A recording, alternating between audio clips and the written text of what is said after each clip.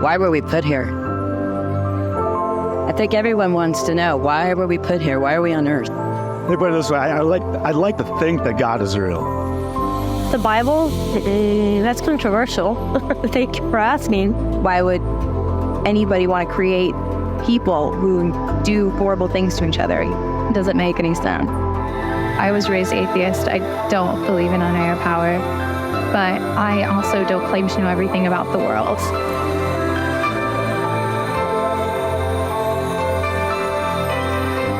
Good morning, everyone. Hello. You guys look so good. No one in this room was yelling at their kids to get in the car.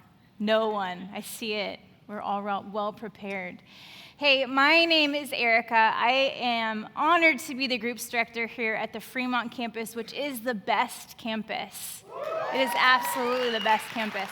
But you cannot tell anyone I said that. If you do, I will deny it.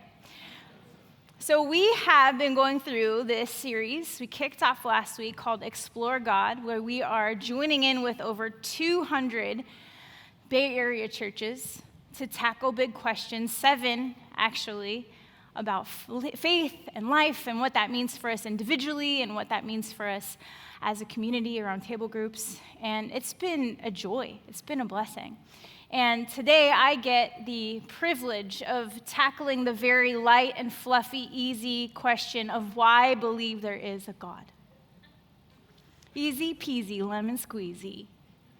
So as I was praying and preparing, I thought it'd be helpful if I shared 3 experiences where my faith was tested, where I questioned God's existence. Now, the first one, I was 9 years old, and I grew up in church. And one Sunday school morning, our teacher taught on the specific verse of ask and you shall receive. Y'all, Miss Cynthia thought it would be a good idea to teach a bunch of 9-year-olds out of context, ask and you shall receive. So I received it, and I ran with it, and for 1 whole year, I prayed, knelt over my bed, hands folded over my Little Mermaid comforter, and I prayed for a superpower. You're laughing, but I'm being serious. I was in my X-Men era. Now, I didn't care which one it was. Telekinesis, teleportation, laser beams out of my fingertips, lightning out of my eyes, super speed, mind reading, invisibility. I didn't care. I just knew I wanted a superpower. And so my 10th birthday rolled around, and I did not have a superpower. So it made me question, I wonder if I really do believe in God. He did not ever give me the supernatural ability to be late everywhere I go. But I don't remember praying for that one. All my coworkers are like, Yeah, I can hear you guys. The second one was walking through cancer with my best friend, Becky. Now, Becky had been battling cervical cancer for 3 years. And I prayed for her healing here on earth. I fasted for her healing here on earth. And when she went to heaven, I remember feeling deep disbelief, wondering if my prayers even mattered to God, and questioning him if he was who he said he was.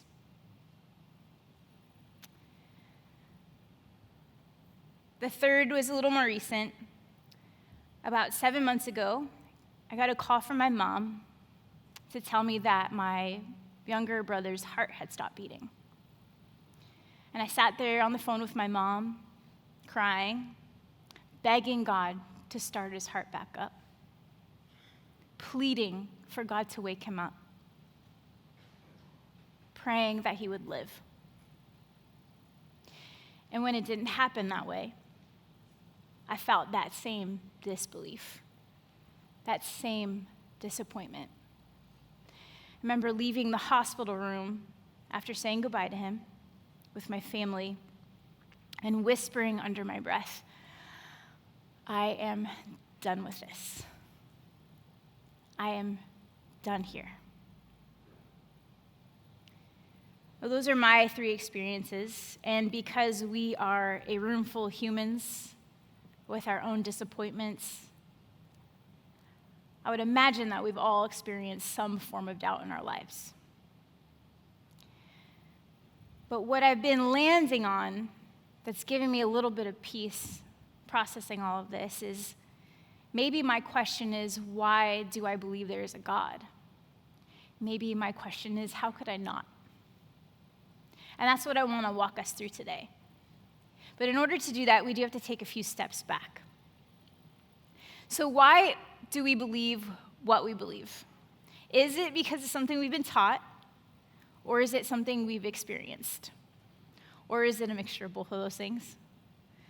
Last year, a Gallup poll reported that 81% of Americans believe in some form of God, but only half believe in the God of the Bible. Now, whatever percentage you fall on there, I think we have all thought about God at some point in our lives, especially as we are children. Now, I have 2 boys. They are the loves of my life. And just to have a little fun, I asked them what they believe in God. And before I asked them, I said, there's no right or wrong answer. I just want to know how you feel. So this is Thad, and he's 11. I don't know, he's so cute, so handsome. I kind of made him, so that's fun. And when I asked Thad, why do you believe in God? Thad said, because there's nothing scientific that proves he doesn't exist. Thad's 11 going on 40. And this is Gus. And when I asked Gus why he believes in God, Gus said, because that's what they teach me in church. Go Echo kids. I love their answers. I think they are pure and honest. But I think we can agree that as we get older, our questions about God become a lot more complex. And our answers on whether we believe in him or not are also complex. You see, what we believe about God, our experiences, our feelings, it causes us to question if he's real, to doubt his existence, or to wonder if believing in God even matters for your life. Last week, Pastor Felipe invited us to say a prayer influenced by Blaise Pascal, which is a very cool name. And Pascal invited some of his peers to make a bet on God saying this: make a bet that there is a God who loves you, and if you're right, you have everything to gain. And if you're wrong, you have nothing to lose. If it's your first time here, I just want to tell you I'm really glad that you're here. And all that I would ask is that you listen with curiosity. Maybe you're here today and you already believe in God. I feel like today would be a good time to reflect on that belief. So I'm going to invite us to say a prayer, and we're going to do it together. And it's going to be kind of messy and not in sync, and that's okay because prayers are messy. But the prayer is, God, if you're real, would you reveal yourself to me? So let's say it together. God, if you're real, would you reveal yourself to me? So the question today is, why believe there is a God? Now, the field of philosophy provides many arguments for the existence of God. In fact, in preparation for this teaching, our teaching team talked about 36 discussion points for the existence of God. And some of you would love that. And I love that for you. And if you want to dig in a little bit deeper, you can check in at the end of the service, and we have resources for you. But for some of us, we would run far, far, far away from that. I don't like conflict. Kind of I do, but whatever percentage or way that you take on that, we have all experienced some form of belief or disbelief. And we can't throw out reason and intellect because that's how we work through hard topics like this. And it's important not to dismiss them in the name of faith. So yeah, whatever side you're on, belief in the existence of God plays a part in who we are. That's because we're human, we're not robots. We're complex and relational and emotional and intuitive. So what do we do with the struggle to believe in God? Maybe God seemed real to you once, but something happened. Some trauma, loss, disease, and it's caused you to question if God is real. You feel distant. Maybe you've been hurt by church, a spiritual leader, a Christian friend, and it's caused you to distance yourself from church, from God, and the people that follow him. Maybe you're like me, and you've prayed prayers of desperation, only to not have them answered the way that you wanted. And it's caused you to question and wonder, is God who he says he is? Whether you felt abandoned by God or you've pushed God away, what we believe about God has an impact on our life. And to help us navigate through that, we're going to explore 3 different people whose faith in God led them to different ways. Now, the first one is Abraham. I'm going to spit some fun facts about Abraham. You guys ready? Are you guys ready? Okay, just checking. Abraham was known as the first Hebrew patriarch. He was the father of faith. In the Old and the New Testament, he is honored for his obedience. In fact, God promised Abraham a family. He said, generations upon generations will be blessed because of you, and people are going to honor you because of your obedience. And then he had to wait 25 years for a son. And then one day, God comes to Abraham, and he tells him that he needs to sacrifice his son Isaac, the same son he waited 25 years for. And Abraham was willing. Just as Abraham was about to kill Isaac, I know it gets really dark, the Bible is wild, an angel of the Lord swoops in and offers Abraham a substitute. So we see that Abraham's belief in God led him to be willing to sacrifice what was most precious to him. A few generations go by and we come to Moses.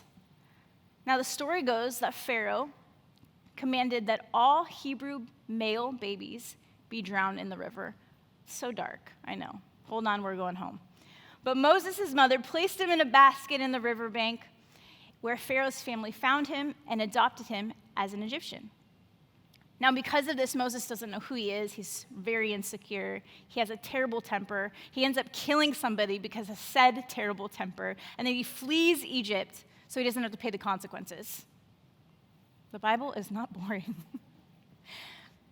And then in Exodus 3, God comes to Moses and he says, I want you to go back to Egypt to confront your adopted family and to free the Israelites out of oppression and into their new homeland.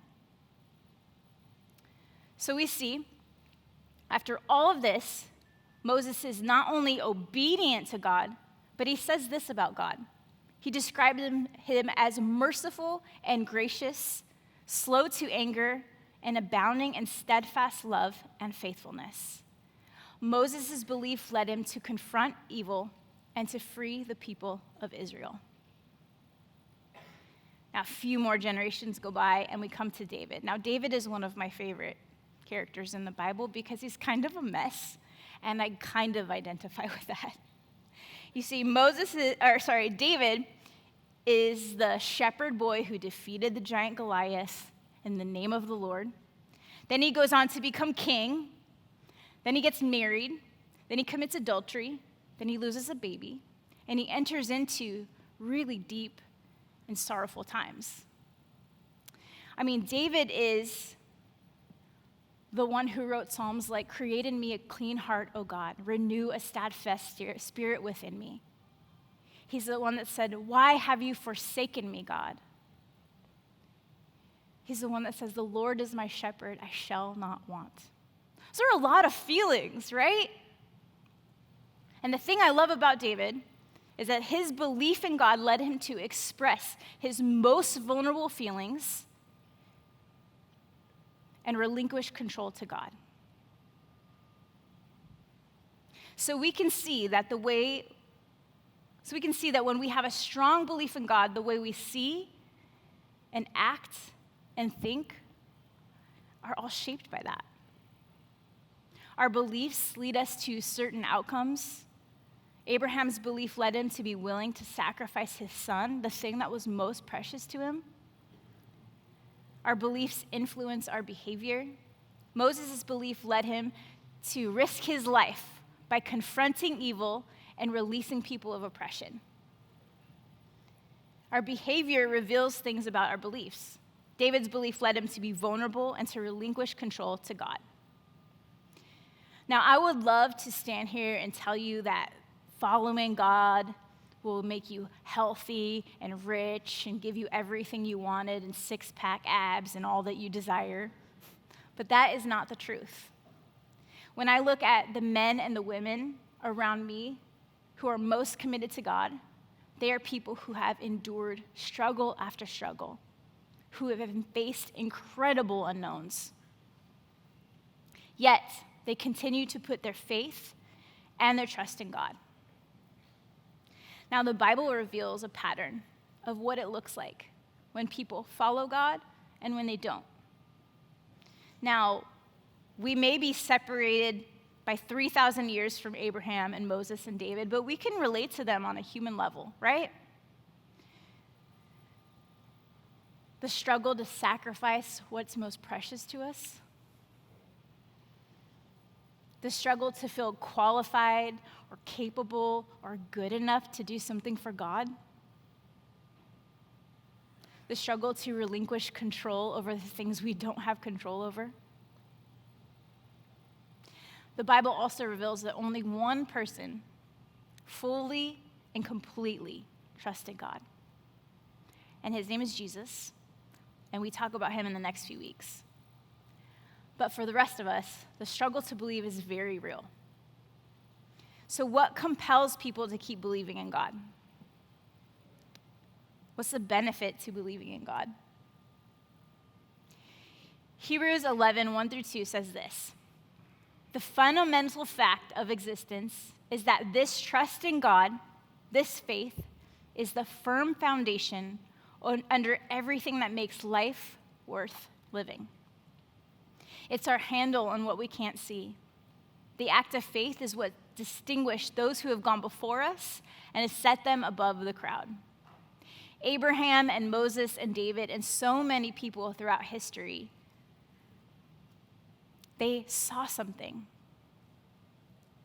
They continued to believe beyond their struggles and beyond their circumstances. They also experienced the blessing of living life with God, and something was awakened in them.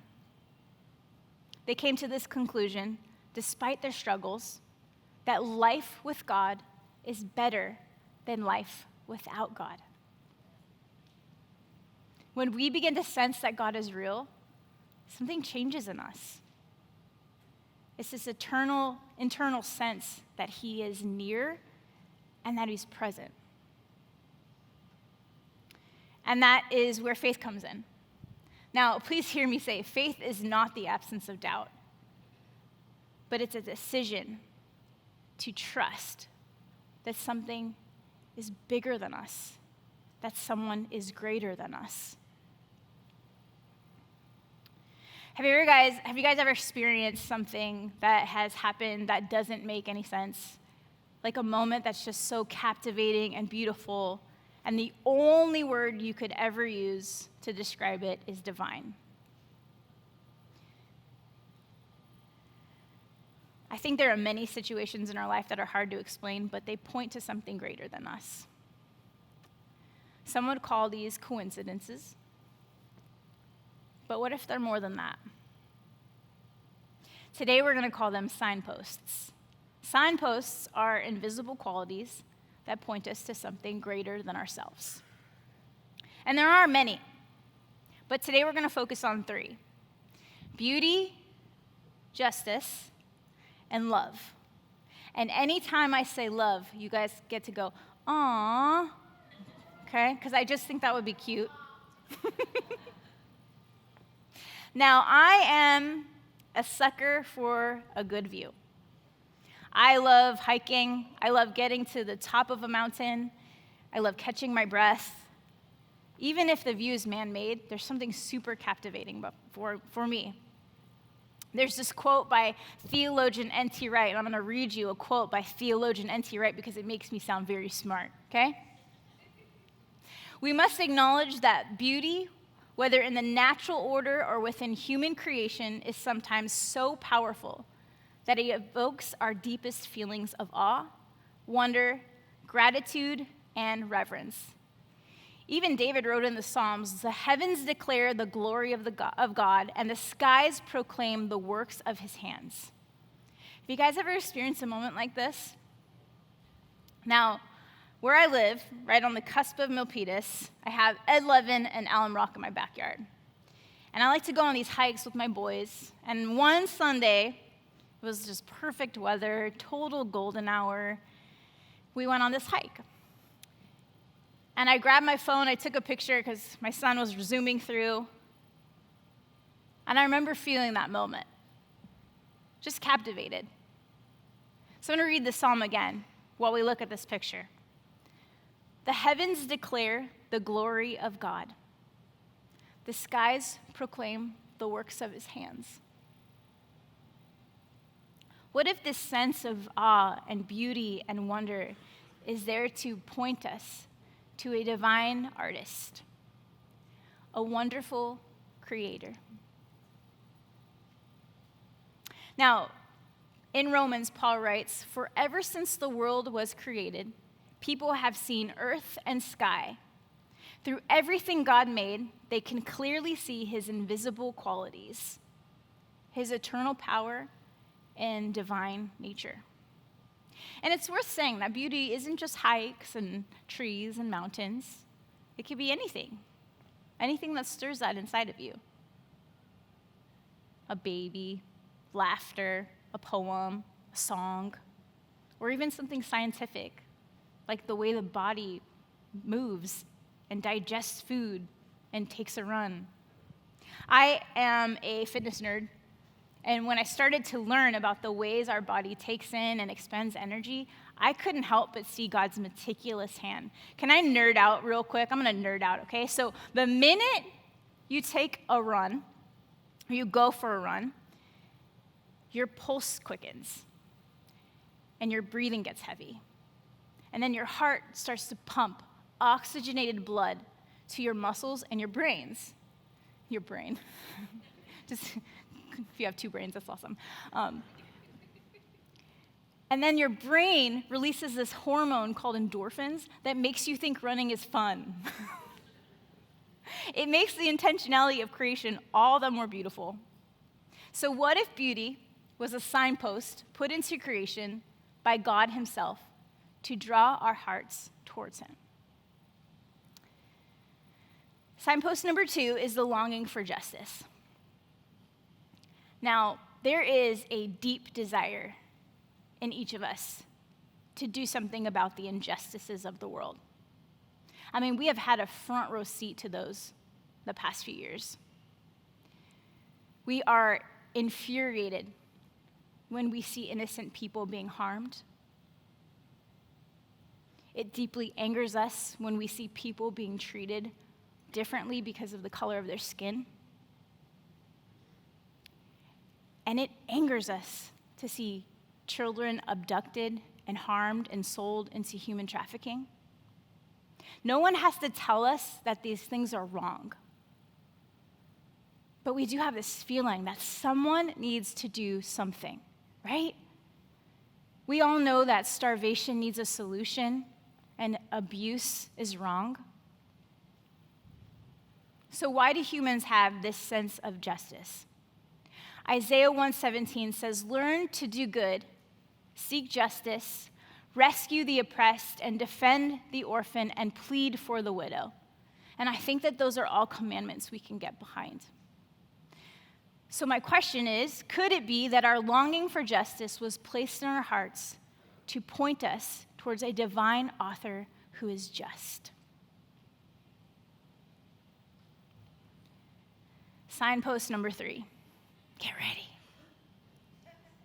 our desire for love. Yes. I knew you could do it. I knew it. Now, this is my favorite signpost because I love love. That's good enough. You guys got it. We got it. Love draws us out of ourselves and into relationship with other people. Even when those relationships are hard and tricky, we still have a deep desire to connect. We want to share experiences with each other. Can you think of a moment where you shared with someone where you felt that deep sense of love? A vulnerable conversation with a friend, a moment where time stood still with a spouse or a child. I have 2 videos that I want to share in moments where I felt a deep sense of love. The first one was on a hike with my oldest son, Thad.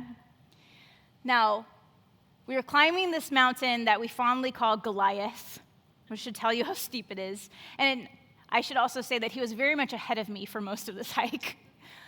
But there were moments where we were shoulder to shoulder, and the conversation was light and fun, and then it kind of took a turn.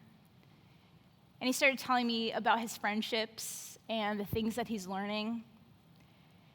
And I found myself having to look away because I started crying, because I couldn't believe that I get this front row seat to his greatness, his kindness. I was so enamored with who he was, and I was so proud of who he is, and I felt connected to him. I felt that deep sense of love. Now, the second video is of my son Gus's preschool production, and I use the word production very loosely. Let's check it out.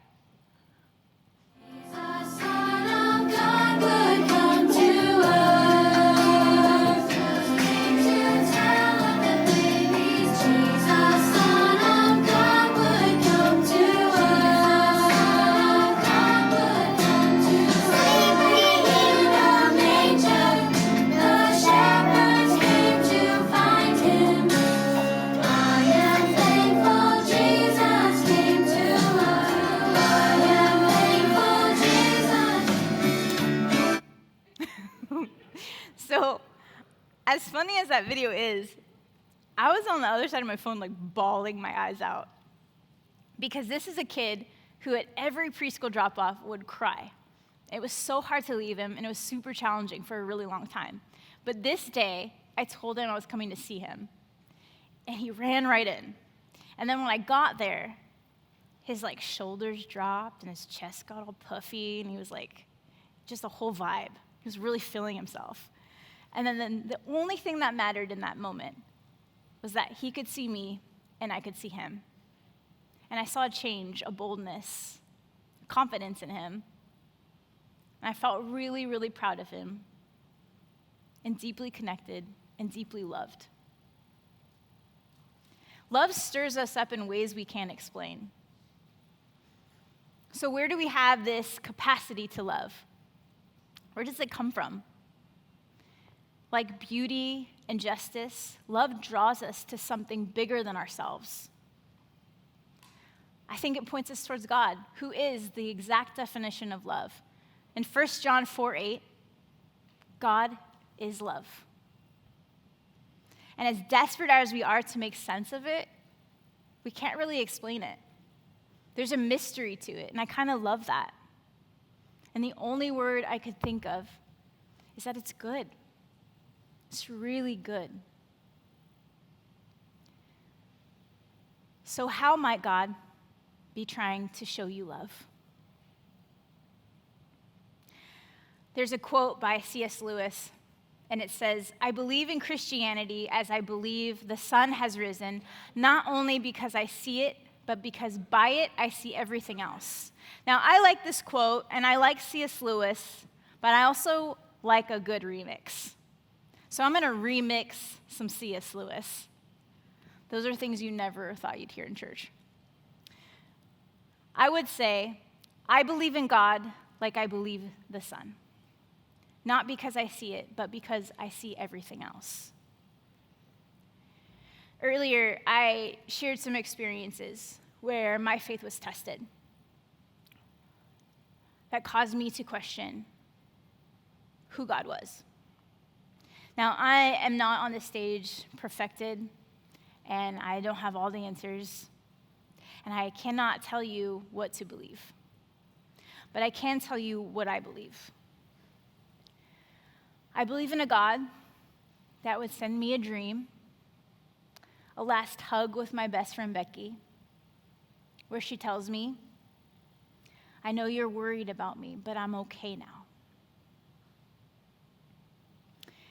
I believe in a God who would use the loss of my brother to heal my family in deep ways. Ways and conversations that might never have happened if our hearts weren't ready for that kind of healing. I believe in a God who would send me the best friends to sit with me, to cry with me, walk with me through a divorce. And I don't share all of this to tie a bow on all my struggles. The good that has happened does not make the bad worth it. And God certainly didn't need to use all of that to reveal his goodness to me. But what I want to communicate is that in my deepest times of doubt, God held me with gentleness. That in my moments where I questioned who he was there with me, and he was tender. You see, I believe in a God who meets us in the lowest of places. And he remains faithful and kind. So how do we train our eyes to see that the origins of our desires are from God? Beauty, justice, love. I don't know where you are today in your doubts or your beliefs, but maybe it's time to start noticing the ways he's trying to get your attention. Maybe you believe in God, and today you choose to believe in the God of the Bible and deepen your faith in a different way. Maybe it's time to just take a step in faith, even in unbelief. I mean, one of Jesus' best friends stood before Jesus and he said, Lord, help my unbelief. Maybe that's a good place for us all to start. Because there is a God who loves you deeply and desires to be in relationship with you. Now the band is going to lead us in one more song. And as we enter into this time, you can sit, you can stand, you can sing, you can pray, you can just be still. But with openness in your heart, take this time to reflect. The minute you leave these doors, the world comes with all it's asking. But right now, maybe it's a time to just ask God to reveal himself to you for the first time or in a new way.